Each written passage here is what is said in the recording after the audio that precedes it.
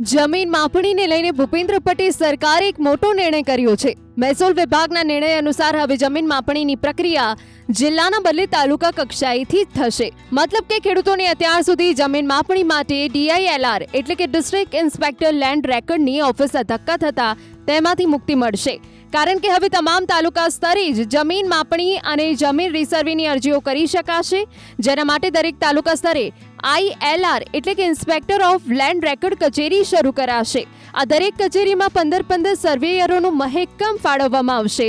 મહેસૂલ વિભાગના જણાવ્યા પ્રમાણે જમીન માપણી, નકશા, ટિપ્પણ, કમી જાસ્તી પત્રક સહિતની પ્રક્રિયા હવે વધુ ઝડપી બનશે। જમીન દફતરથી 327 કચેરીઓ મારફતે સત્તાનું વિકેન્દ્રીકરણ કરાશે। એટલું જ નહીં, નકશા, ટિપ્પણ તથા કમી જાસ્તી પત્રકની કામગીરી ઓનલાઈન કરવાની પણ તૈયારી ચાલી રહી છે, જેનો સીધો ફાયદો લાખો ખેડૂતોને થશે। આ જે સરકારનો દાવો છે એમાં સરકારનું કહેવું એવું છે કે તાલુકા કક્ષાએ 15 સર્વેયરો હશે। મારે સરકારશ્રીને સવાલ પૂછવો છે કે અત્યારે જિલ્લા કક્ષાએ 10 સર્વેયર છે ખરા?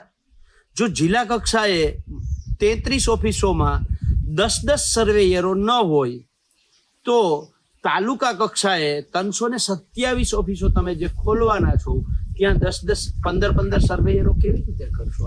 તમે 10 સર્વેયરો જિલ્લા કક્ષાએ નથી આપી શક્યા, એ તાલુકા કક્ષાએ 15 સર્વેયરો કેવી રીતે કરશો? નંબર 2, 2014-15 થી સતત અત્યાર સુધીમાં 15 વખત સરકારે જમીન માપણીની ભૂલ સુધારણા અરજીની મુદત વધારો કર્યો છે। ગુજરાતમાં લગભગ 7 લાખથી વધારે ખેડૂતોએ ભૂલ સુધારણા અરજી કરી છે। આ 7 લાખ અરજીઓ પૈકી એક ખેડૂતની એક ગામના નકશામાં અસર આપી છે ખરી? તો તમે નકશામાં તો અસર આપવાના નથી। તો આ જમીન માપણી, ભૂલ સુધારણા અરજી કે ઓફિસોનું વિસ્તરણ કરવાનો મતલબ માત્ર અને માત્ર જે જિલ્લા કક્ષાએ લૂંટતા હતા ખેડૂતોને, એ હવે તાલુકા કક્ષાએ લૂંટવાની છૂટ આપવા માટેની તમે દુકાનો ખોલી હોય એવું બહુ સ્પષ્ટ લાગે છે। રાજ્ય સરકાર મહેસૂલ વિભાગમાં હરહંમેશ ઇઝ ઓફ ડુઈંગ બિઝનેસનો વિચાર કરીને જુદા જુદા નિર્ણયો ઓનલાઈન થાય એ પ્રકારના પ્રયત્ન કરે છે।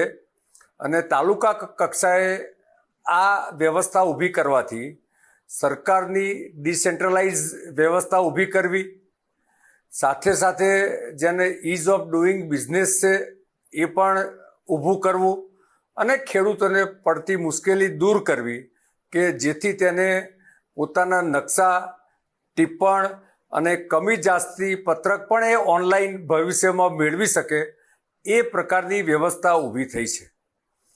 રાજ્ય સરકાર હરહંમેશ આ પ્રકારના નિર્ણય, હમણાં જ એની બાબતનો પણ નિર્ણય લીધો છે, એવા ઘણા નિર્ણયો રાજ્ય સરકાર લઈ રહી છે અને લોકોને પડતી મુશ્કેલી દૂર કરવા માટેનો પ્રયત્ન કરી રહી છે।